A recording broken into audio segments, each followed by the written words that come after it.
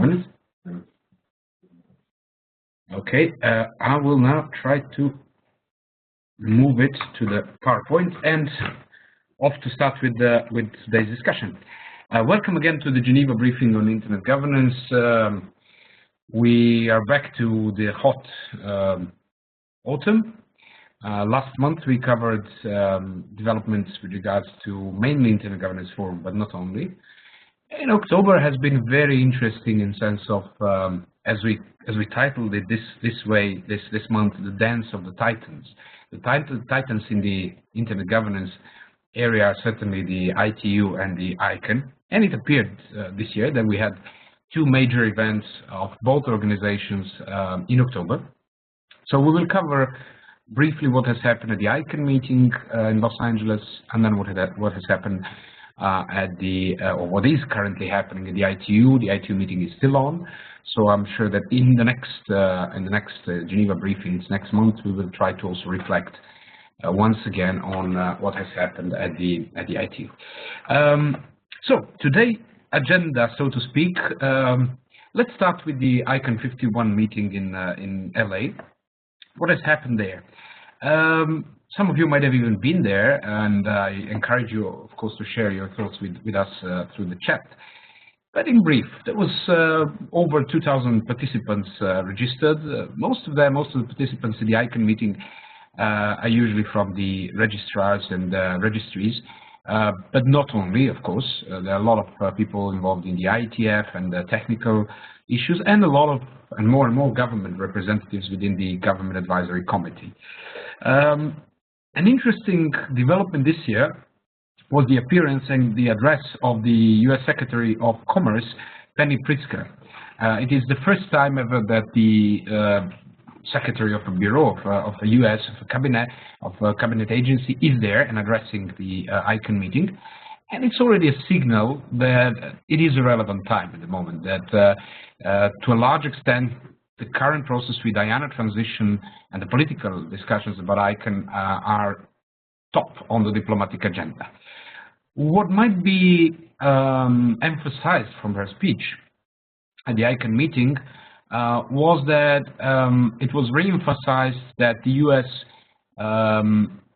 supports the transition of the IANA process to a multi-stakeholder environment, just multi-stakeholder mechanism, and explicitly underlined not to any person, entity, or nation that would replace current relations with the U.S. So this is not new, but is once again been re-emphasized that we cannot expect any other international organization or nation to take over the U.S. role when it comes to relations with ICANN and IANA. Interesting bit was, since the discussions were going in parallel, both about the IANA transition and about the accountability of ICANN, that we have heard from the U.S. Secretary of Commerce the invitation of the ICANN being accountable through a multi-stakeholder mechanism to, in a way, its customers and the customers of IANA.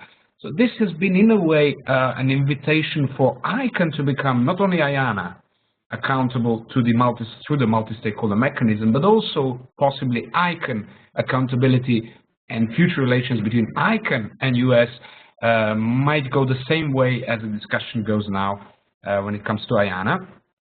And we have also heard a very strong rhetoric from the US Secretary of Commerce, where at some points it was even mentioned that there are the enemies of the there are some enemies of the multi-stakeholder process. The words such as enemies and censorship by some authoritarian states and so on do show up, but not that often from the highest level of the politicians. So that means that the battle is really tough, and we can expect a tough battle in the forthcoming period.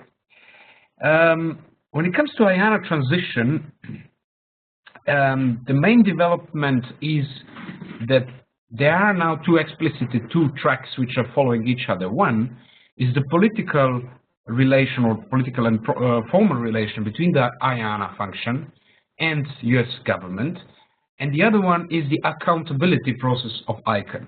And those two are more and more, or even more formally linked now, and will probably not go without each other. Now, we can go back later on more into details about IANA and remember what it stands for, but just in brief, a reminder that there are three roles of IANA function. One is the registry of the domain names, and that's what we know. That's what the most popular discussions are. And most of the, so to speak, the target groups or the communities interested in this part of IANA discussions are the managers of the country code top-level domains and the registries of the generic top-level domains like .com and .berlin and all the new ones. The second function is the registry of the IP numbers.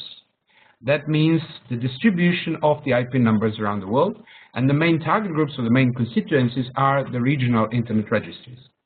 The third function of IANA is the registry of protocols related to internet, and that is where the IETF and ISOC and some internet architecture boards and some other, so to speak, engineering organizations are the most interested in. So there are three different functions of IANA, and not necessarily all the three functions will be treated the same way.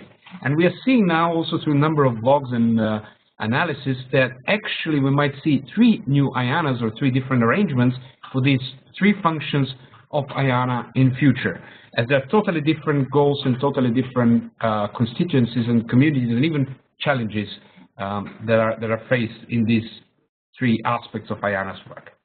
What is interesting to note also is that it has been said that the transition of IANA will end by September 15th. I'm sorry, I'm just hearing some noise. Okay. It has been said. It has been said that the transition of IANA would be completed by September 15th, 2015, which is a year from now. At the same time, the U.S. government has said that there might be the extension of this period for another 2 years or even twice 2 years, which means 4 years.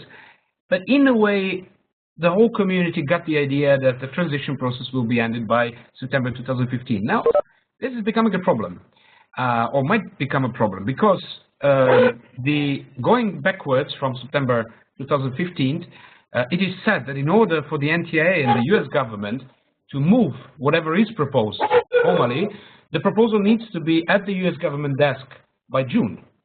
Going backwards, that means that, and it is announced that the first report for the IANA functions and transition might be submitted or publicly showcased by mid-January, which is 2 months from here. Now, there is a lot of different communities, a lot of different functions, as we said, a lot of different positions on that. And the question is whether this tight process, the tight timeline, might actually impact their discussions both on accountability and the functions of IANA, and certainly there are governments that are anyhow not happy with the current position of ICANN and might be welcoming even the problems in the transition of IANA in order to say, okay, the ICANN is not capable of delivering, the US government is not capable of delivering this transition in time. One interesting aspect of the root zone part of IANA and the top-level domain registry of IANA function is the possibility of a root zone inviolability, the diplomatic approach where the root zone might get a diplomatic inviolability and might be treated as an international space in a way. There is a good proposal drafted by Diplo's director, Jovan Kurbalija, and it's on the Diplo's website, a policy brief. It has been circulated and discussed also during the ICANN meeting, and I encourage you to take a look. We can share the link with all of you later.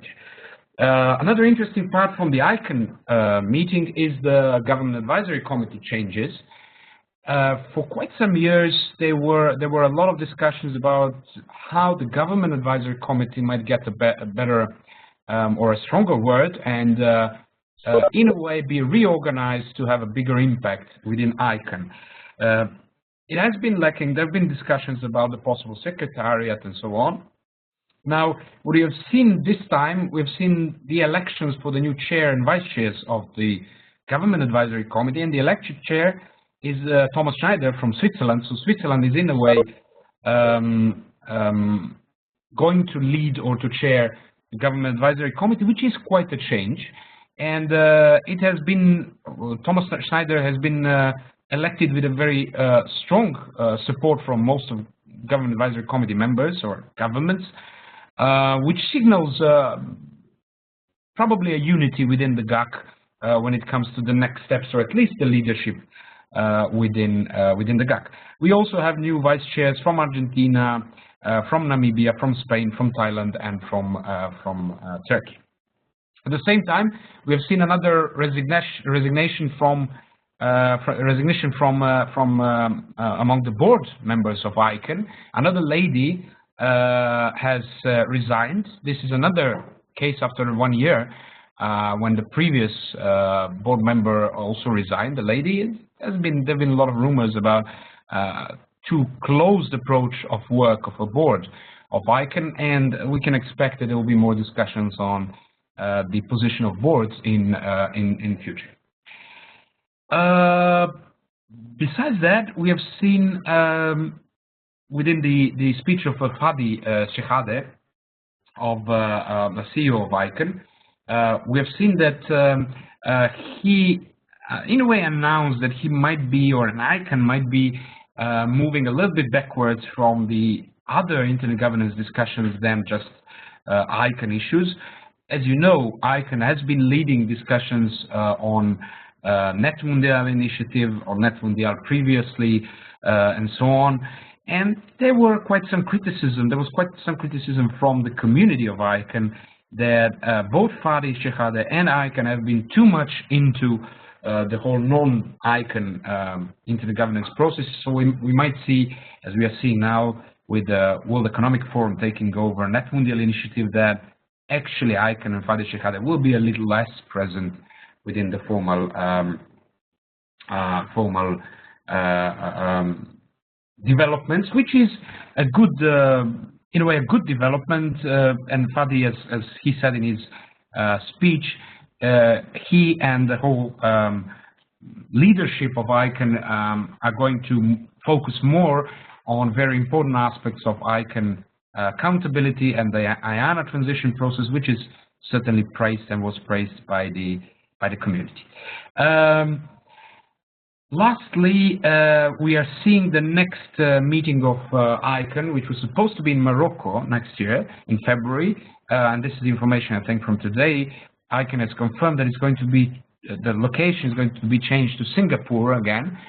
There have been rumors that it's been done because of Ebola virus, also because of some organizational aspects in Morocco, but it has been confirmed that the next meeting will be in Singapore again, stressing the importance of as many community members participating in the next meeting as possible because of the critical times in IANA transition and ICANN accountability issues. That is it when it comes to the ICANN. I will try to go through briefly through some questions if there are, and then move to ITU, just in order to make sure that we don't lose too much time then afterwards responding to all the discussions in the chat window. Let me see if there are questions. Okay, there is a comment from Jim, who says Olga resigned because she took a job within the US government as a Federal Communication Commission. Olga is the member of the board who resigned. Thank you, Jim, for this update. Let me see if we have anything in the Adobe platform at the same time.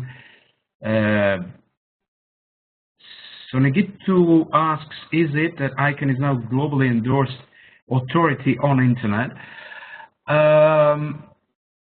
It would be quite a generalization to say in this way. ICANN is definitely leading the process of these three critical functions, which IANA does now, which is the registry of domain names, protocols, and IP numbers. and it is leading the process of transition of this IANA function to a different relation than what it used to be with the US government. So in that sense, we can say that ICANN is a leader when it comes to domain names, IP numbers, and protocols, and the policies, of course, related to these issues. On the other hand, as we'll see in a few minutes, the ITU still keeps strong discussions about the telecommunication background and some aspects of the internet as well. Nigel Hickson says ICANN 52 number of factors, as press noted said, restrictions on travel regarding Ebola could restrict attendance from Africa on at a critical time. Thank you, Nigel. So basically, the Singapore choice is made in order to enhance or to strengthen the participation of communities at the ICANN 52 meeting in the critical time when it is expected that the first proposals for the IANA transition will be rounded up and presented, and discussions of the community will be of the key relevance for this. Okay, moving on to the ITU. So the second titan of the month is the ITU planning pot meeting in Busan. It happens once in every 4 years, and that's when the ITU's new leadership is elected and the main documents of the related to the ITU mandate are being discussed. The ITU meeting is still in place, so it ends on 7th of November.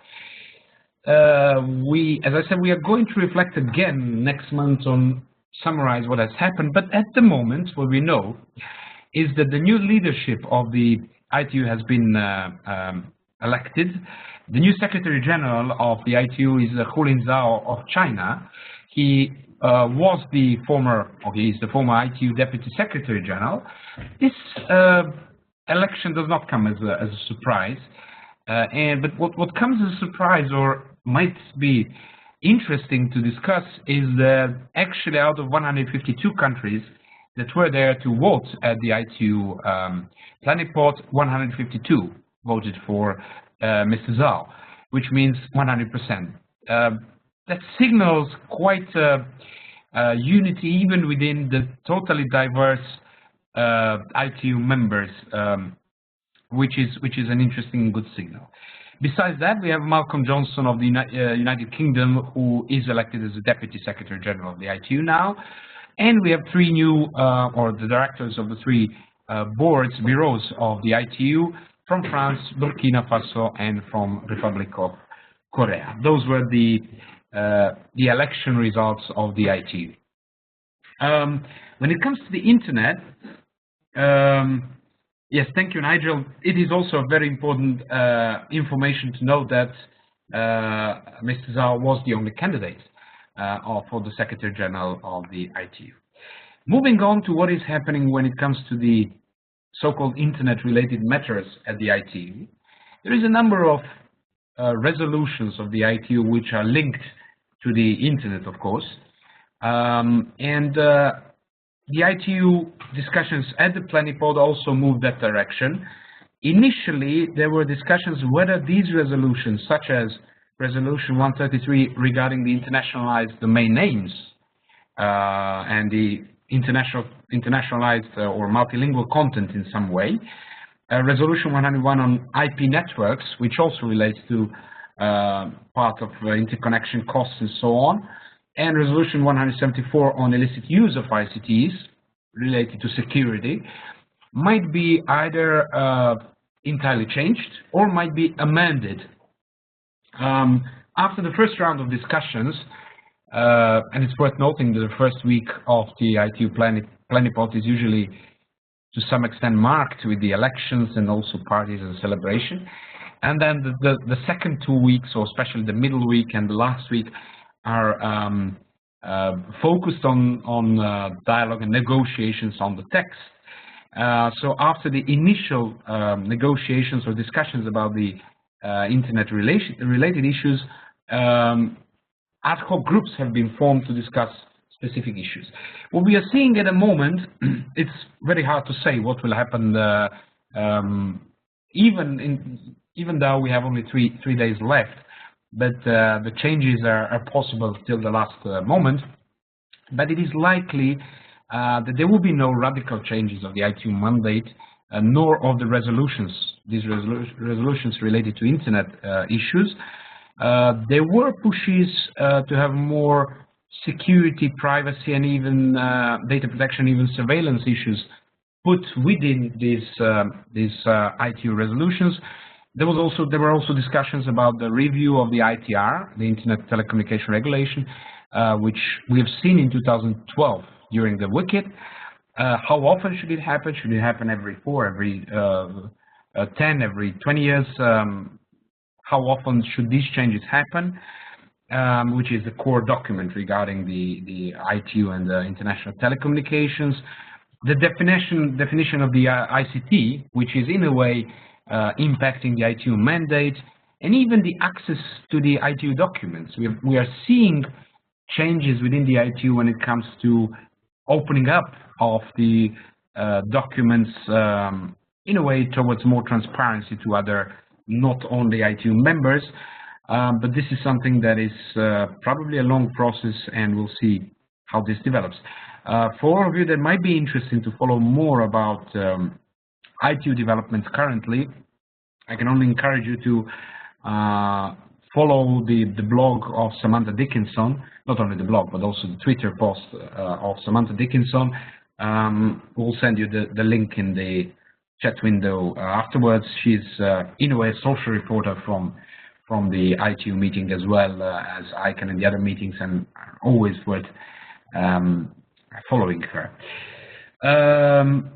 Stopping here and going back briefly to your questions and comments, Nigel updates us also on the ITU, and Nigel says the internet package was approved today. Documents are online, all linked to Planipot 14 hashtag if you're following on the website. Largely, the text of the resolution were not changed substantially as we thought would probably be the result. Thank you, Nigel. On the ITER, simply a review in 2017, no automatic new WCIT in 2020, so this is something that will be discussed in future. Fatima asks if we have a link to these documents. We'll share it. Nigel, if you have it next to you, please share, otherwise we'll share it later on. In the WebEx, we are simultaneously managing 2 platforms, the WebEx and the Adobe platform, so I'm trying to see the questions in both. If you have any other questions, please do post it. Okay, we'll get back to discussing and more questions on these issues after the dance of the Titans or the ICANN and ITU meetings.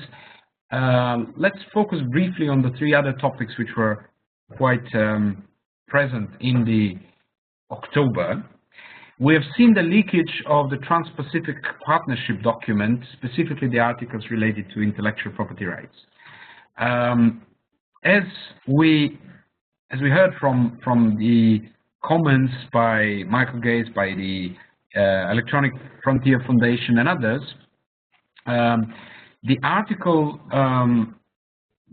related to intellectual property rights within the Trans-Pacific Partnership in a way strengthen the issues related to copyright, digital rights management, and liability of intermediaries, including the ISPs.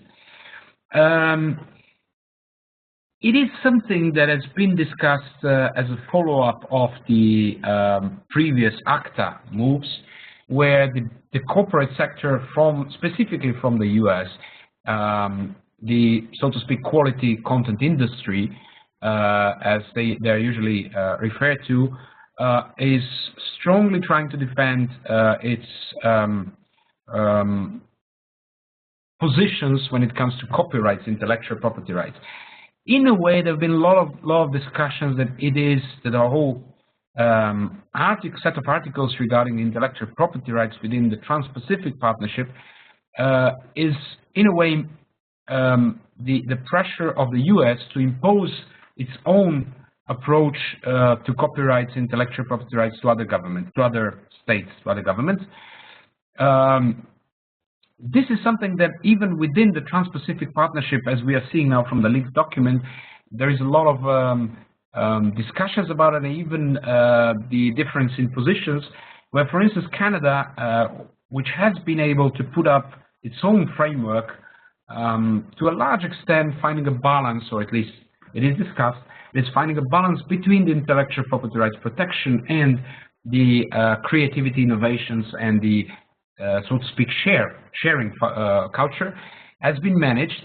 The Trans-Pacific Partnership negotiations might impact what has happened already, this framework in Canada, and also possibly in other countries, if the US will insist on this aspect of the partnership. At the same time, since this is a trend, a regional trend in the negotiations on trade, where the intellectual property rights regarding the digital content are being pushed into that, we are probably going to see similar trend within the relations between the EU and the US in the future. For the moment, we don't know what the position of the new European Commission might be when it comes to the intellectual property rights protection. We are seeing that the new Commissioner for Digital Issues, Oettinger, has mentioned in his first hearing that copyrights and intellectual property rights will be high on his agenda and the agenda of the his DG, but we don't know what the positions will be, so it will be very interesting to follow these developments in future.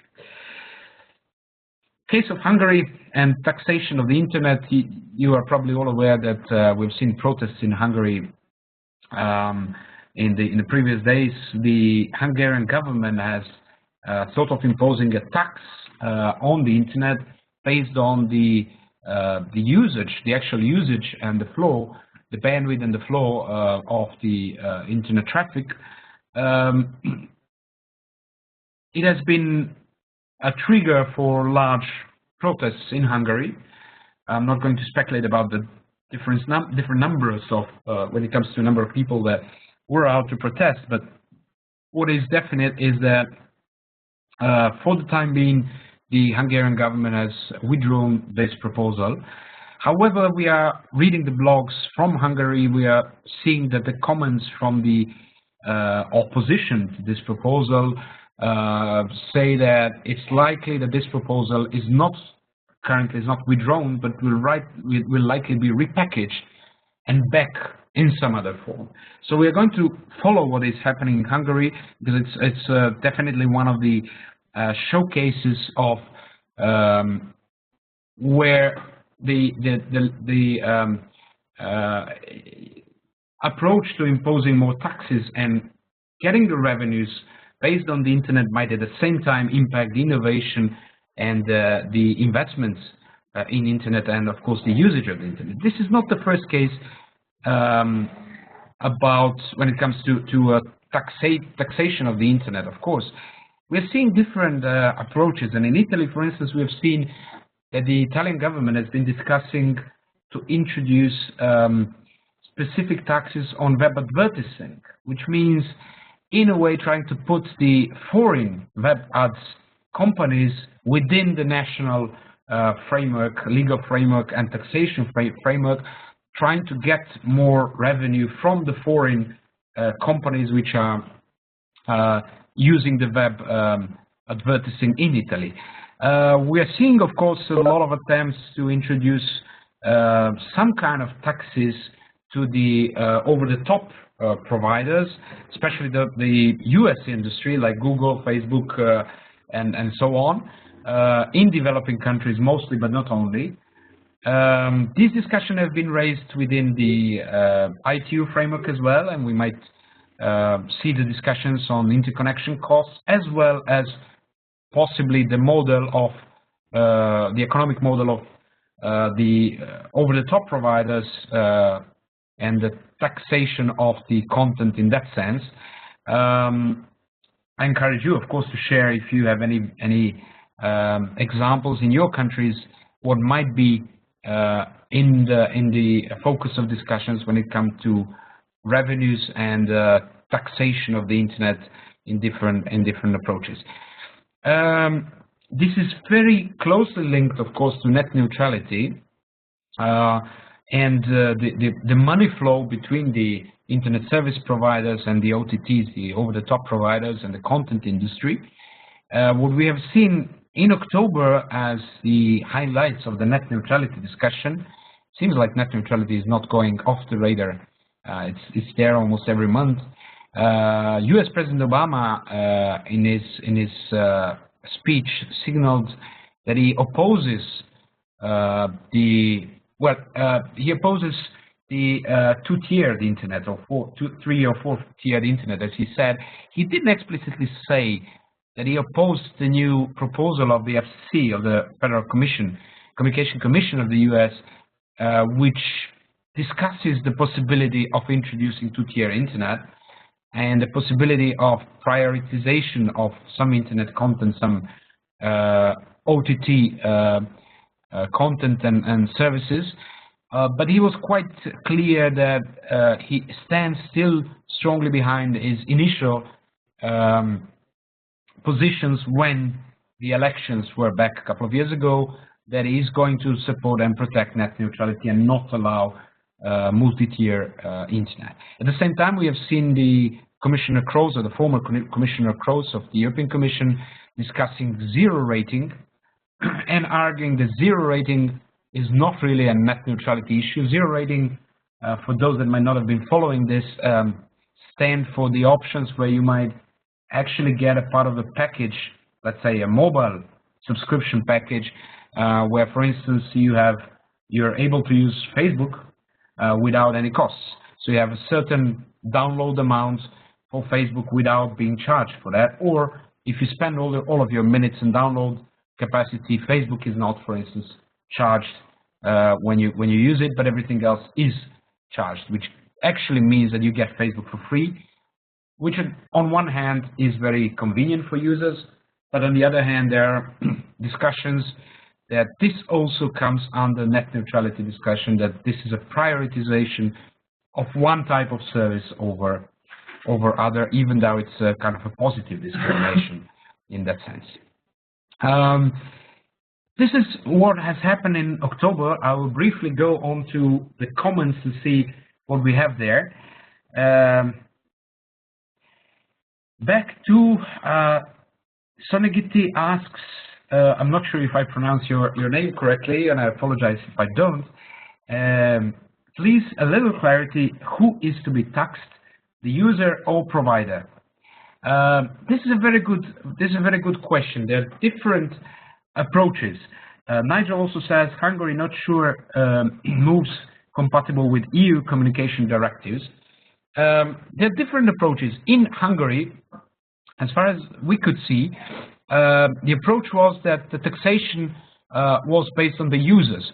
But it's not so clear, because as I mentioned, there are some blogs coming from Hungary now which say that the package or the approach might be repackaged now. So we might be seeing charging the internet service providers instead, which ultimately could end up on a higher cost for end users.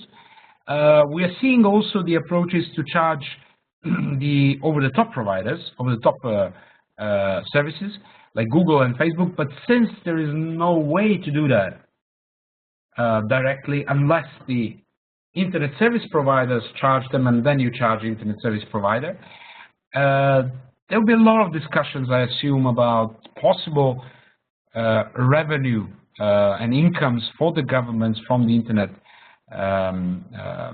business. Now, again, as Nigel said, to a large extent, this is against the U.S. Commission communication directives, the EU communication directives. It is also a good question, where do we put the balance between the taxation and more revenues and the creativity, the innovation, and the investments in the internet? We know, well, there have been a lot of research about the extent to which internet can introduce new jobs, boost economy. On the other hand, it can be also a very lucrative thing for governments to try to charge, especially the foreign companies. This might at some point, or will at some point, become a part of the discussions with regards to the trade within the World Trade Organization as well. So we're going to see more of these discussions in future. So Nikita says here in Africa we are having poor connectivity. What is expected to improve on this? I don't know if you followed the previous webinar last month. There we touched upon the initiatives of Google, Facebook, and the other companies, but specifically Google and Facebook, and Google's new initiative, not so new now, but new moves in that way, to introduce or to set up a number of balloons which will be flying in the orbit around the Earth, basically providing a connection chain around the Earth and providing the wireless connection to most remote parts of the world as well, where actually the wireless or the mobile connection, satellite links, are the only ways to come closer to access the internet for people. Now the questions remain again, whether some governments might be encouraged to try to charge these services, because obviously, okay, Google is a very strong company, we might get some portion of their revenue. And on the other hand, this might actually endanger the connectivity attempts for the countries and for the world.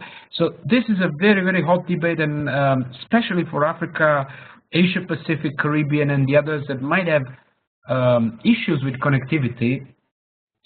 These kind of debates when it comes to taxation versus connectivity and costs and investment in connectivity and costs are very, very important.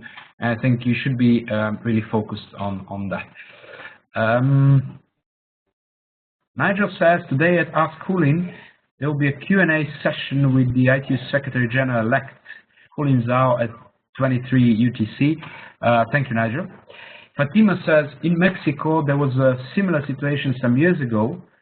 Government tried to impose a tax to the internet users. The users demonstrated via Twitter that internet is necessary through the internet necesario, necessary internet hashtag, and they won the battle. Thank you, Fatima, for sharing the experiences. As I said, I think the things that are happening in Hungary are just currently very visible and on the top. But there have been discussions, even formally within the ITU. If you remember the WICIT discussions, 2012, there were attempts to push the net neutrality discussion within the scope of discussions of the ITU as well. One part of it was the relation between the internet service provider and the OTTs. But the other part of this discussion was exactly the other way that the countries, the governments, could be getting more revenue from the internet business. There is an ongoing discussion and in a way, negotiation and political battle about the taxation versus connectivity, which doesn't necessarily have to be versus, of course, but the way to find this balance is very important. So Nikito says, we pay very high access internet data packages, so why can't we enjoy our investment? Yes, that's basically the question, whether the revenues from the big companies might actually be used by the governments to put down the costs or invest further in the national infrastructure, or whether it is better to put the big companies, including Google and the others, to invest with their own money, but not charge them, or whether there is a mid-ground solution. Omima says, in Egypt, there are many places can't access the internet and the other places suffer from internet providers. What about this? How can this treat?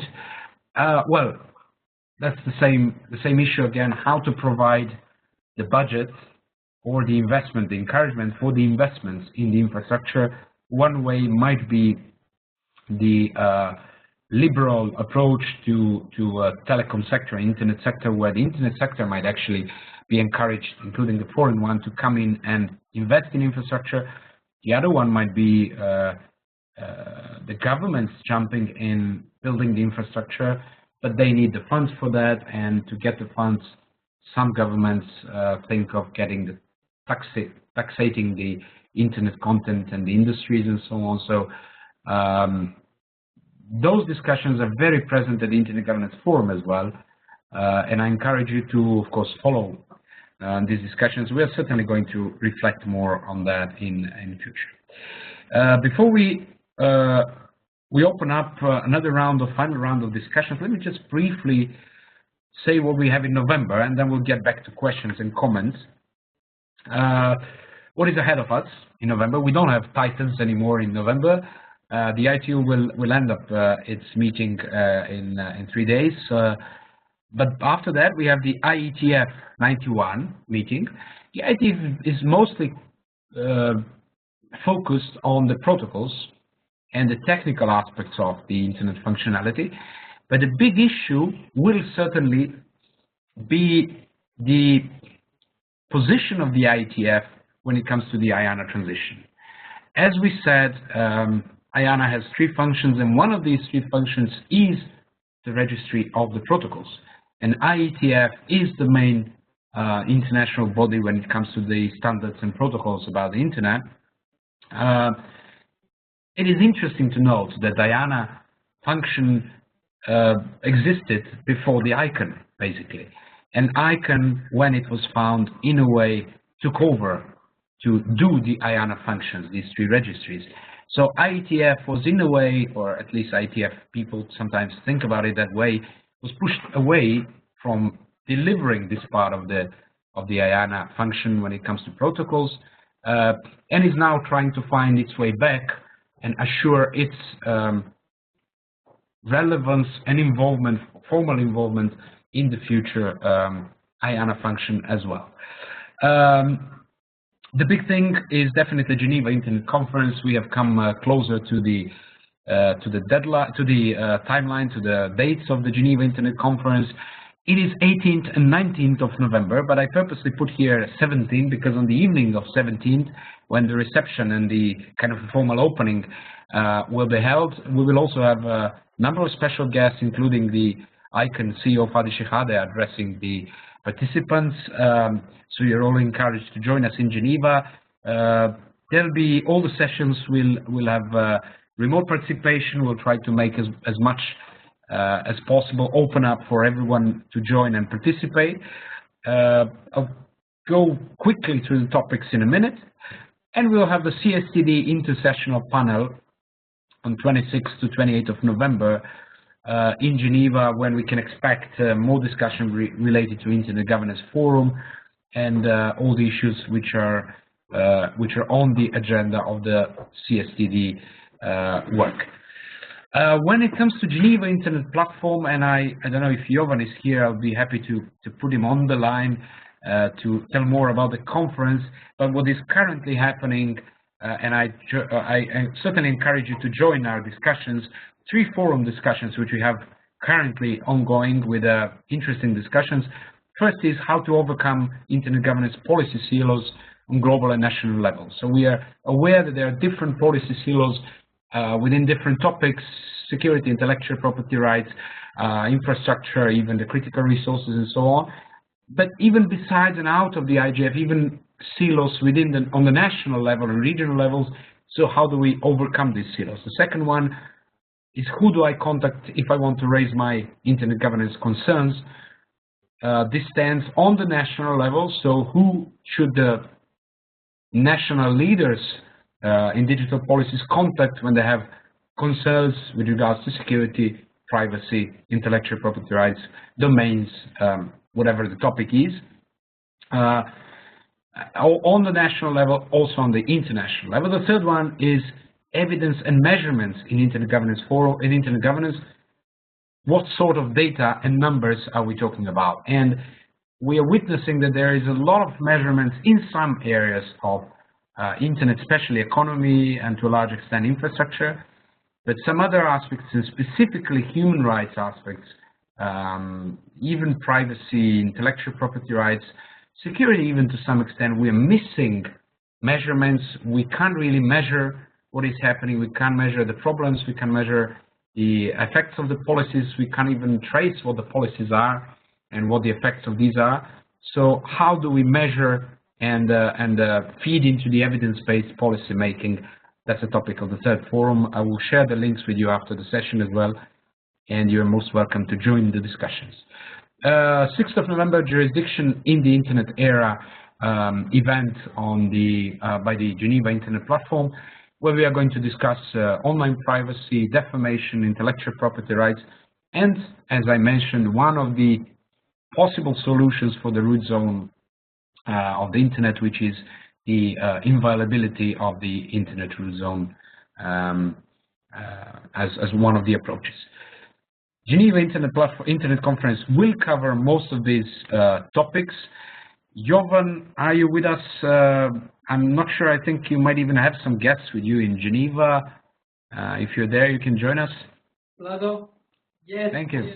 We are here in Geneva office, and just I realized how difficult it is to follow the webinar because we are sitting and watching at the screen, but we expect. Maybe we can turn it on. Take the seat. Okay, good. Like that, yeah. Yes, you could sit there. Yeah. Good. But we miss the dynamics in the room because we are sitting and we are very quiet. Here, 5 of us, and following carefully what you are explaining. And well, with regard to the forthcoming events, yes, we discussed the question of various aspects of jurisdiction on 6th, and you're invited to join us. All of you who are based in Geneva. The conference will start on, you explain the lead activities, and there will be basically 3 pillars: the question of policy silos, the question of mapping of the internet governance, who do I contact if I want to raise my IG concern, and question of evidence and measurement in IG. What sort of data numbers are we talking about?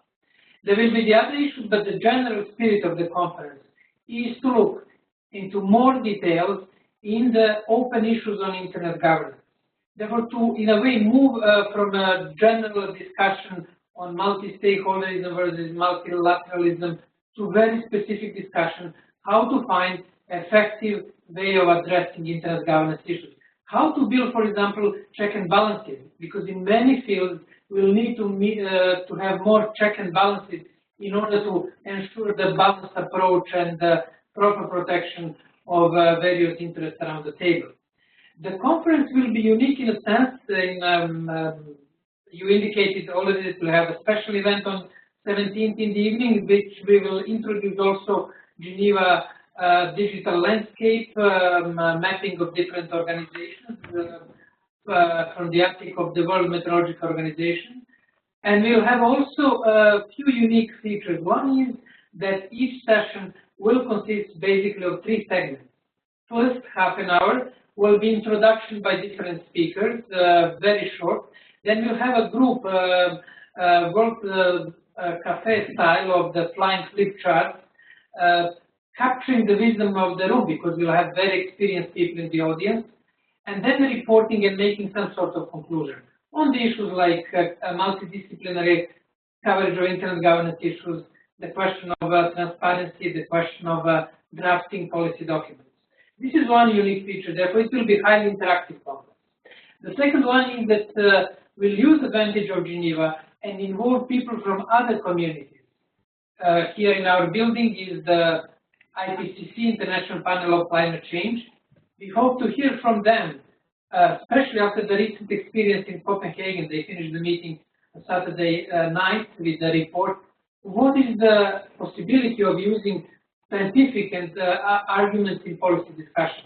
In climate change, the record is so far mixed, but maybe we can learn something about internet governance. You'll have people from the health field, where they have very delicate discussion on the involvement of private sector, like pharmaceuticals.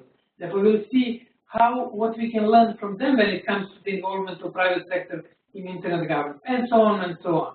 We'll have ILO, for example, explaining us how they have this tripartite model in their work with governments, employers, and employees participating in the activities. This is more or less the spirit of the event. We hope to have a lot of fun, and you know, the spirit of Diplo is that you need a lot of fun in order to do serious work, because that's usually the way how we can make real breakthroughs and serious improvements in the way we tackle internet governance and other policy issues. Over to you, Vladimir. Thank you, Johan. Greetings to your guests back in the office. It's great to see all of you. Actually, I'm alone here, and it's a couple of you over there, and a good number of people with us on both Adobe and WebEx platform. The conference, I mean, all these things sounds great, and especially I know that the view from the top of the building is amazing. And with this exhibition of the main institutions involved in IG, I'm sure that it will be a very interesting conference. Once again, for everyone who is not able to join in Geneva, there will be remote participation links, quite interactive ones, and you're most encouraged to join us. Okay, moving on to for the last moment, moving on to the questions and comments. If we have any, Nigel sends greetings to Johan from Busan. Nigel, so you're very well placed to keep us updated on what's happening in at the ITU as well. And this is actually a good link between the ICANN and ITU, and it's great to know that that you're cooperating. Fatima reminds that another November meeting, I will read it integrally, F2F meeting of CWG on IANA transition, namely community, on 19 to 20 November in Frankfurt, Germany.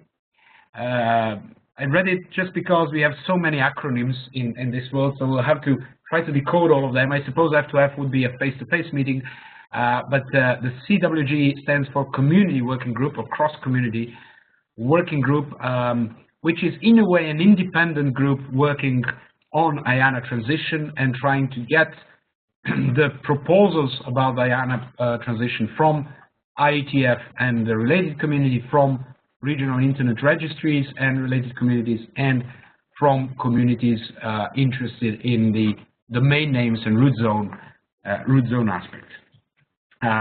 Thank you, Fatima. Anyhow, Nigel also adds on CSTD, important as we'll look at reports on implementation of WSIS that will form important inputs to the UN General Assembly high-level meeting in New York in December 2015, which is also relevant for the future of the Internet Governance Forum and overall the WSIS Plus 10 process. Thank you, Nigel, for the updates. Any more questions? We're coming close to the end of the hour.